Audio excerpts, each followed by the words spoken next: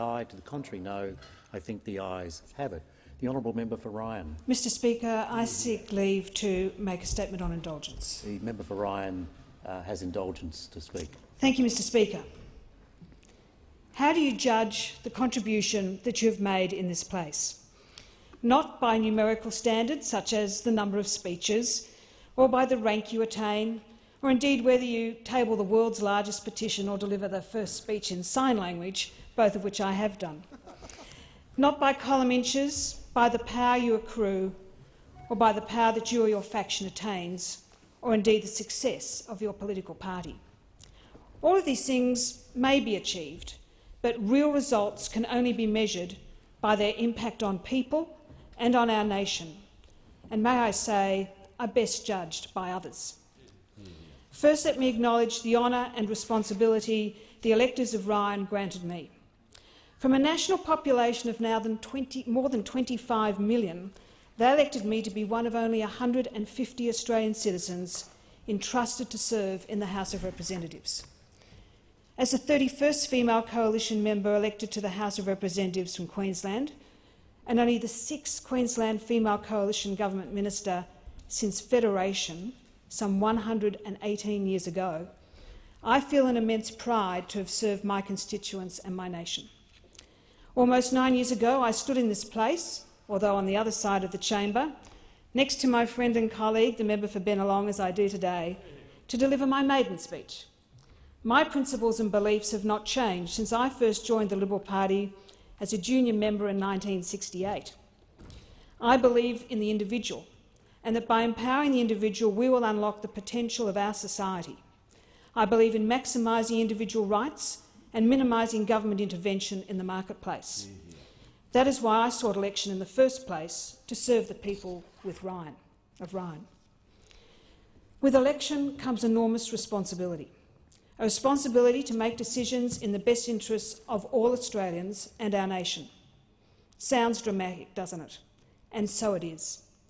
At a time when people are disillusioned with mainstream politics and tempted by demagogues, at a time when people, particularly younger Australians, are no longer joining political parties, it is important that they know that we do seek to govern in their best interests, that we do not regard politics as a winner-take-all contest, with the winner being a major party and not the people of Australia.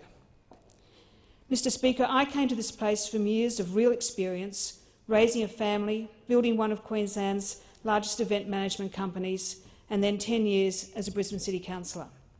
My business experience taught me the importance of a strong economy, that you are only as good as your staff, and that our economy depends on successful businesses. And I digress briefly to congratulate the government for delivering an outstanding budget for all Australians last night. As the Treasurer said, small businesses are integral to every local community. My experience also taught me that individuals are the cornerstone of our economy, be they staff or employers. So what does this mean to my role as a member?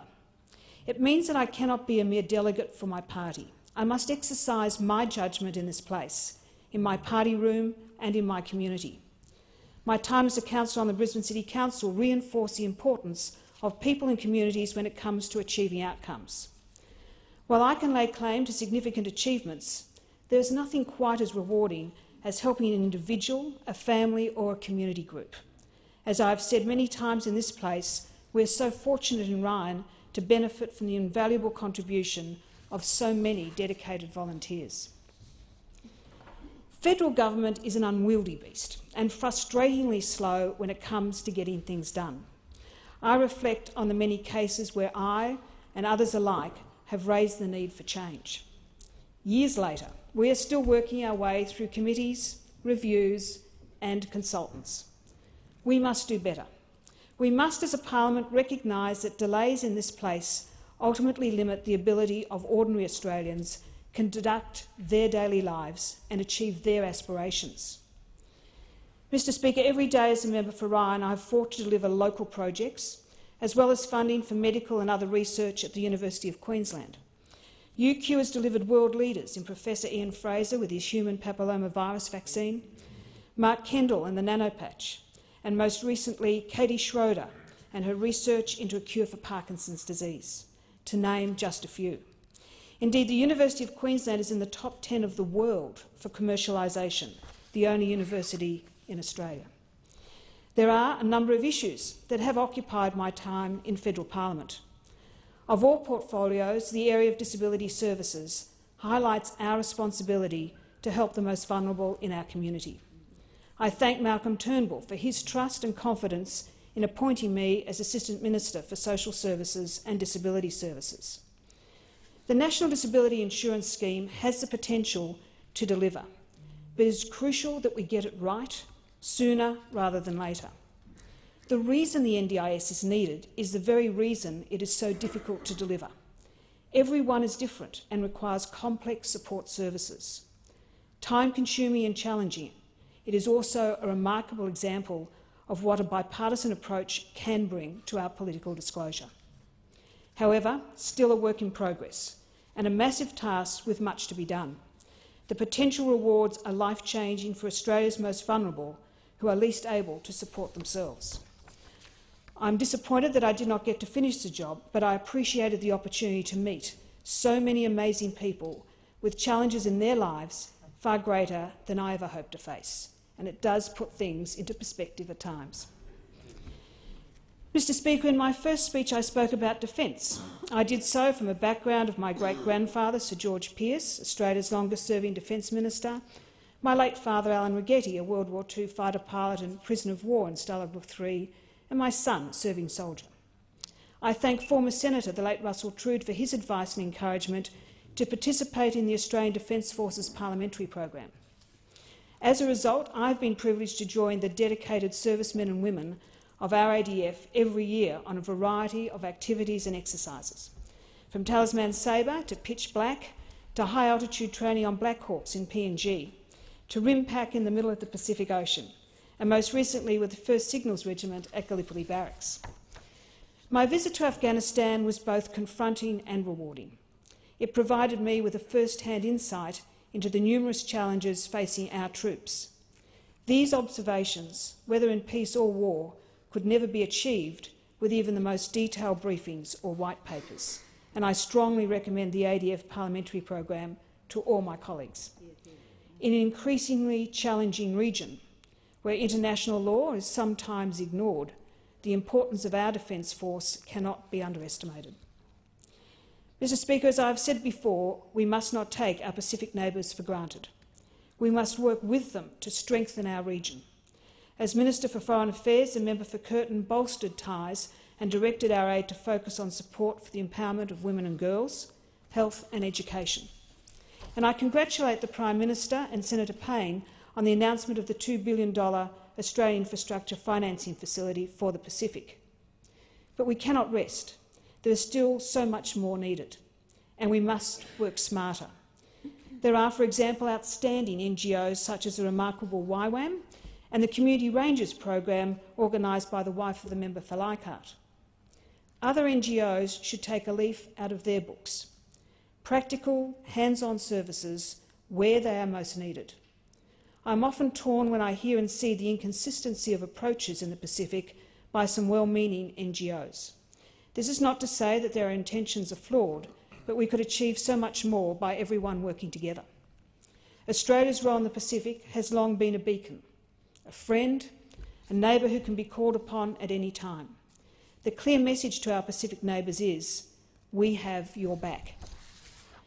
But as a friend, Mr Speaker, our relationship can also be strengthened through the provision of accurate and timely reporting of current affairs that affect our region.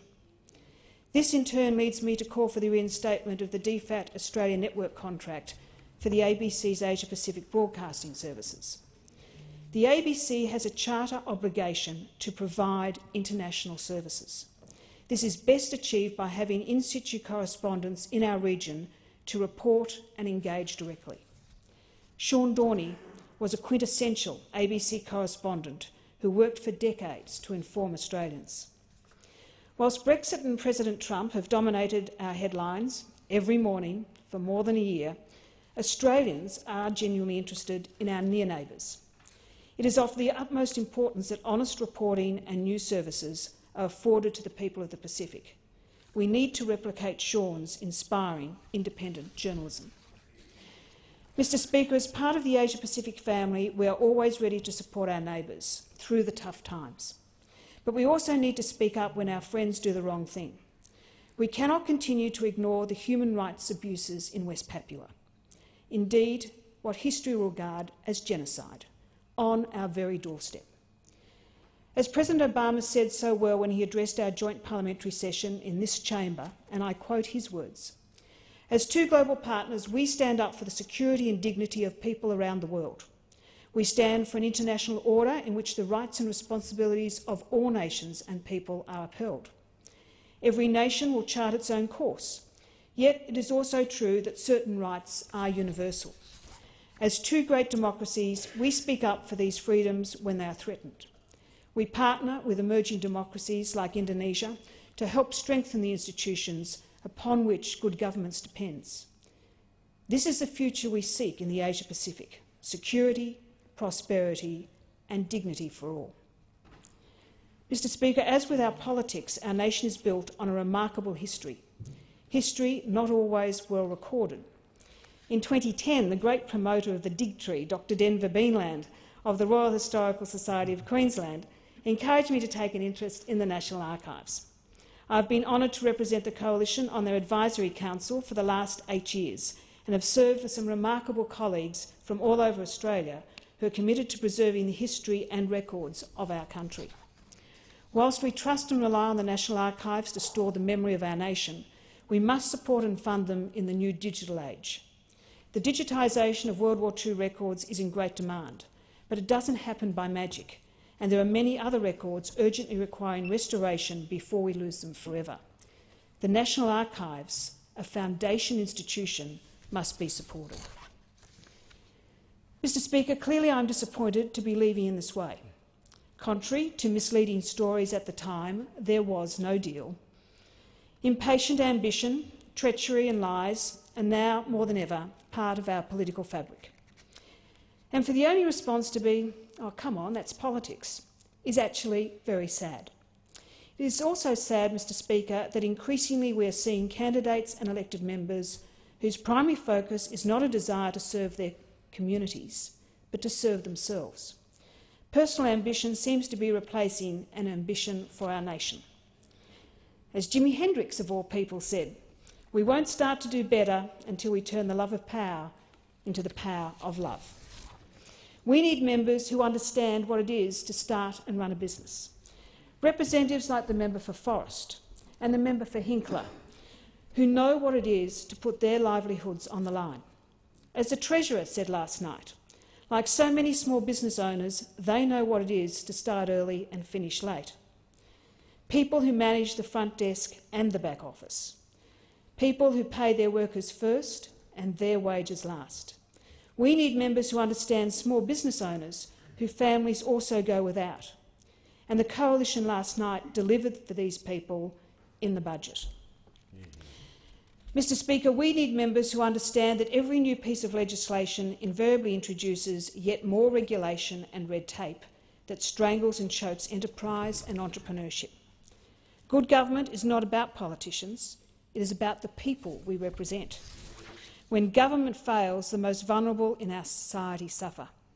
There is a growing distrust and cynicism in our community when it comes to politics, a frustration made worse by internal division.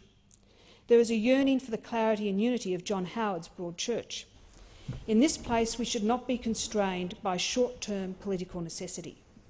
It is, in essence, the responsibility of this place to govern for the longer-term betterment of Australia. Mr Speaker, there are so many people I wish to thank. People who inspired me, people whose wise counsel was so necessary when my heart would overrule common sense, and people who, by necessity, were so often the interface between me and my electors. I recognise my colleagues on both sides of the House and in the other place. While we often take a swipe at one another and interject across the chamber, we remain committed to our constituencies. Our views, policy and political beliefs are often at odds with one another, but we do find similarities in our equally important commitment to doing the right thing. Let me not forget my appreciation for the work of the Press Gallery, which includes many friends. Mr Speaker, every member in this place is supported by a range of both personal and parliamentary staff. As I said previously, a member is only as good as the team that supports them. I want to place on record my appreciation to the many dedicated workers in this building who ensure everything runs smoothly and who support our many demands and idiosyncrasies. I thank the Clerk and the Sergeant-at-Arms and their officers, and indeed all of the parliamentary staff. Most importantly, I want to pay tribute to my staff. I would like to recognise the contributions of all those who have worked in the many capacities, both paid and voluntary, to facilitate my time as both the Member for Ryan and the Assistant Minister for Disability Services. To all my staff, past and present, thank you. Your support and guidance, even when I wandered off track on occasion, was invaluable. We had many robust discussions and disagreements, but your input was essential. Too many to mention individually today, but I will single out those here in the chamber: my first staffer, the forensic Luke Barnes, the ever-tolerant Tristan Bick, and my long-serving manager, Christine Cale, who has been an integral part of my office. I also thank my ministerial staff for their tremendous support in a challenging portfolio: David, Tony, Annabelle, Michael, Ruth, Rowan, and a special call-out to Max. I believe I've done my best for my constituents and for my nation. I must thank my constituents and the wider Ryan community for your trust and support through these past 9 years. And to those who have reached out since my pre-selection, thank you for your kind words and support. And finally, my family. In a job that involves the complex life of a public figure, in this case a Member of Parliament, family is both a network of support and a haven from the slings and arrows of outrageous social media fortunes. Like all families, we've had our challenges during these years. I've lost my father and my mother-in-law, while my sister survived a life-threatening health challenge.